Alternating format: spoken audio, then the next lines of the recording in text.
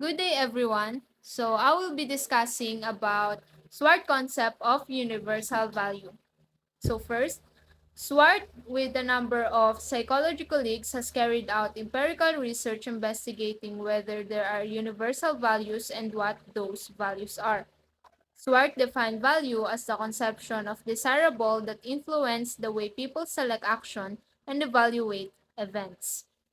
So, sinasabi dito na si Swart daw, nag-investigate siya or nagre-research siya ng kung may values ba talaga, kung may universal values ba talaga, or kung ano ba yung mga universal values na ito. At hindi lang siya, kundi marami pa siyang psychology colleagues na nagre-research din or nag-investigate about dito. So, sinabi din dito na ang kahulugan niya sa universal or sa value ay sabi ni Swart dito, ito ay ang kahalagahan o importansya na ibinibigay ng isang tao sa isang bagay, konsepto o pamantayan. Ito ay naglalarawan kung ano ang inaasam o pinapahalagahan ng isang individual na nagtutukoy kung paano siya kumikilos o nagdidesisyon sa iba't ibang aspeto ng buhay.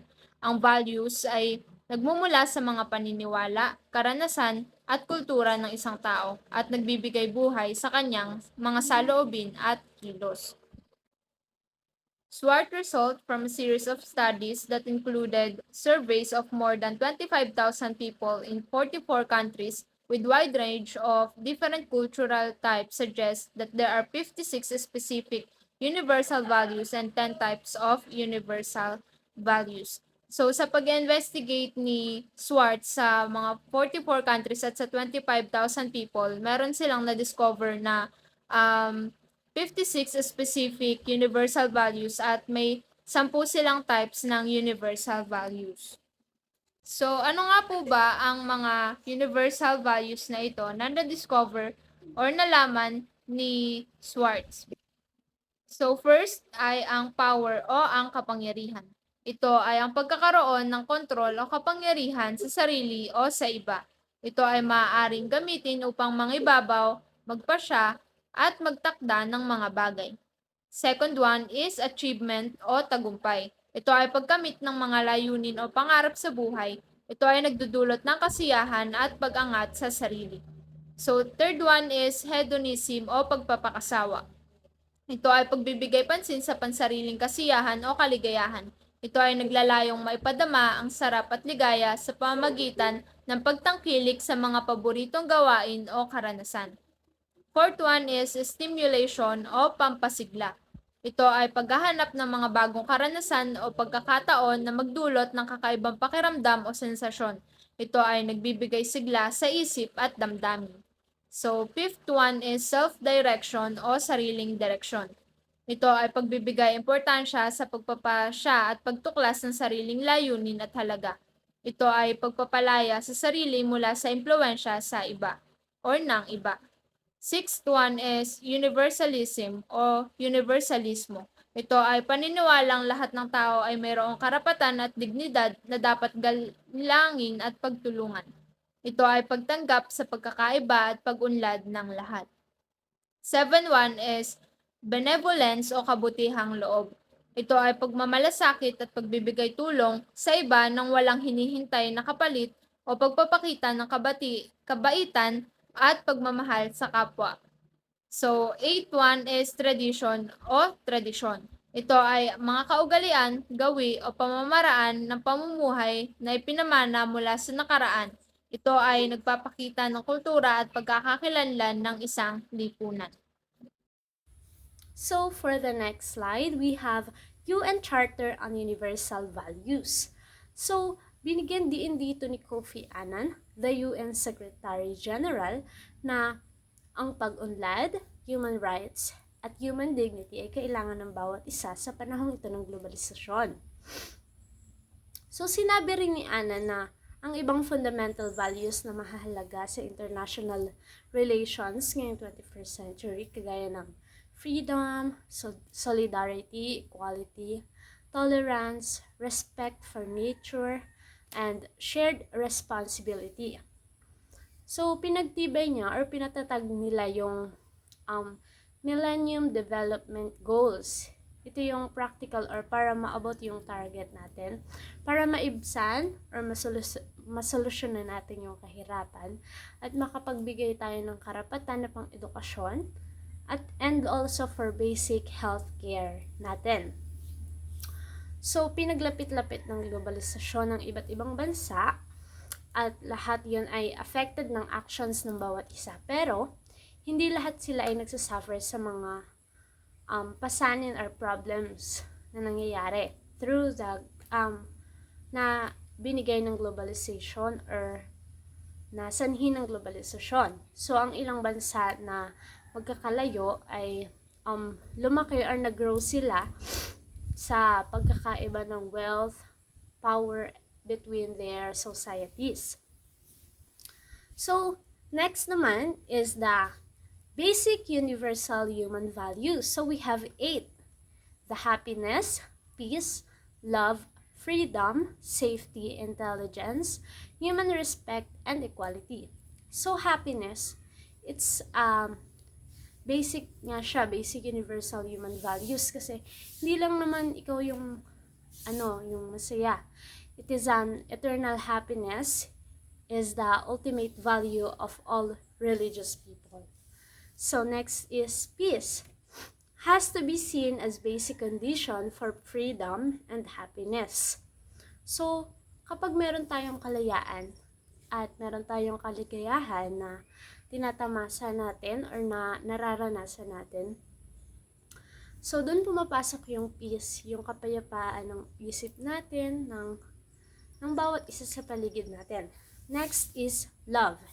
In general sense, it is defined as feelings or an experience of deep connectedness or oneness. Love, it is siya yung nararamdaman natin, pagmamahal natin sa family, sa kapwa natin. And next is freedom. It is experience of unrestricted, as much as possible, independent of the social pressure. It is also a basic condition for happiness, is the experience of inner and mental freedom. So, when we have happiness, so parang ramdam na ramdam natin na may freedom tayo. We have, kaya natin gawin lahat ng malaya. Next is safety, means free from threat, fear, and survival stress. So, bakit nga ba tayo merong safety? It is,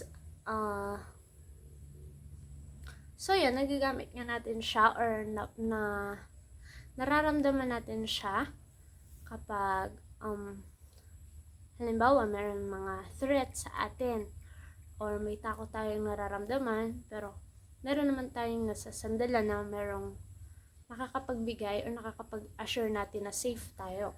Next is intelligence. It has been defined in many different ways to include in the capacity for logic, understanding, learning, reasoning, planning, creativity, and problem solving. So intelligence, ito yung talino na dinadala natin. So meron tayo ditong dyan pumapasok yung mga natutunan natin, yung mga problems na nasolusyonan natin. Yung creativity natin sa mga bagay-bagay, ganyan. So we have intelligence. Human respect. So this is the most basic principle of social community. It is the feelings of connectedness that come out from our perception, empathy, and awareness. So, human respect. Syempre, as a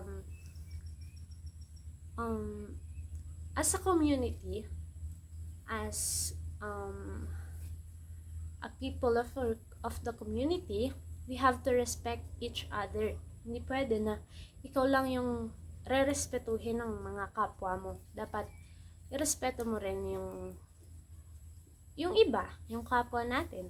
Next is equality. came from Old French and Latin words that means level or equal. So, equality. Dapat pantay-pantay lang tayo. Dapat fair lahat. Sa rules, sa mga ginagawa natin, dapat fair tayo. So, yun lang po. Thank you. Hi everyone, I am Liza A.D. Mapins, and dito naman is itatakal natin yung types of quality. So the first one is quality before the law. So sinasabi dito that every individual, regardless to your background,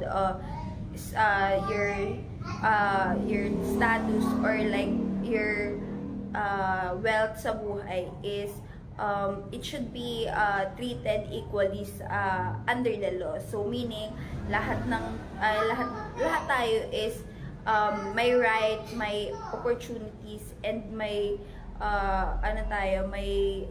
may opportunities tayo na ipaglaban yung sarili natin sa korte without being discriminate or being special privilege. So ini-ensure to ng justice na lahat tayo is fair and makakakuha lahat ng tamang hustisya. So, second naman is quality protection by the law. So, parang magkatulad lang din yung una, and ang ginagawa dito is every individual has right to protect themselves sa korte, kasi ang korte naman is may process siya. So, may karapatan kang ipagtanggol yung sarili mo sa kahit anong mang korte. Basta may ebidensya ka. So, para maprotektahan mo rin yung sarili mo if you're guilty or not. So, para magkatulad lang din yung una sa pangalawa. So, the next one is justice. So, we all know naman that justice involves rights, fairness, and equality of every individual. Though, alam din natin that Philippines is sobrang hirap makakuha ng right justice, kaya maraming nagkakaroon ng conflict when it comes to that. But ayun nga, perspective lang sa definition ng justice, it's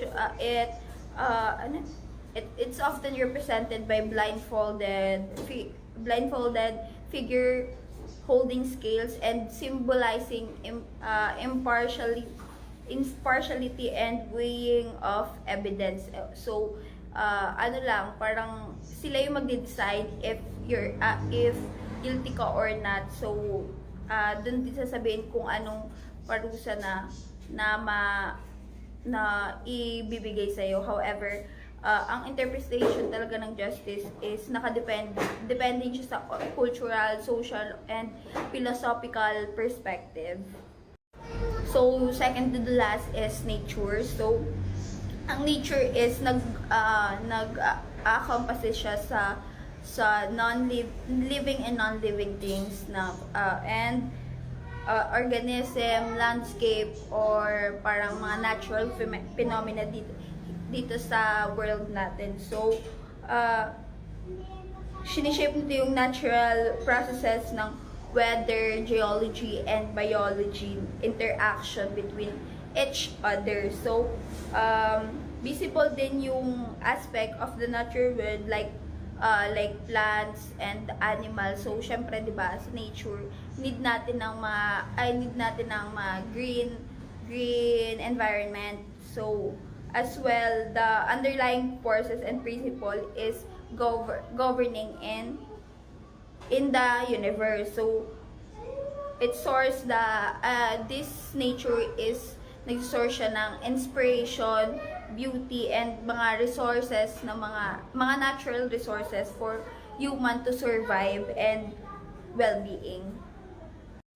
So, the last one is health. So, we all know naman, health is all about physical, emotional, and social well-being sa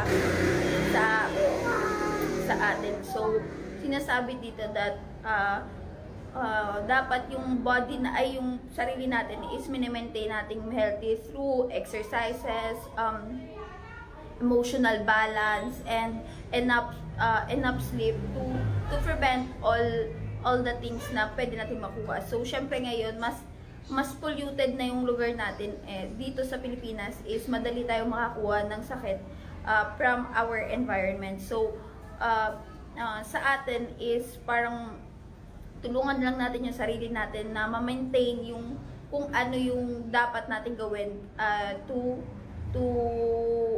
being healthy. So, dito tayo sa last topic ng aming report, which is the human dignity. So, ano nga ba ang human dignity?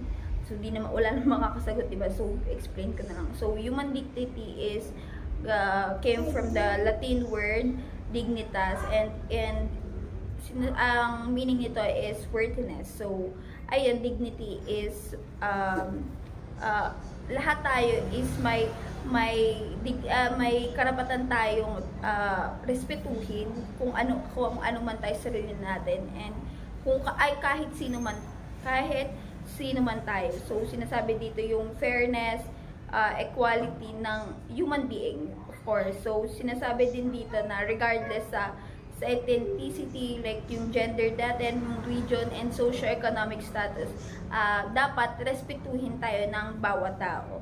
So, ina-encompasses din natin dito yung mga right, autonomy, and yung freedom natin makipagsalamuha sa ibang tao, and of course the self-determination, as well as protection from discrimination, violence, and exploitation sa sarili natin. So, it involves recognizing and honoring the inherent worth and rights sa bawat individual bawat individual dito. So, pinopromote nito yung well-being, and ini-ensure na ng society yung participation na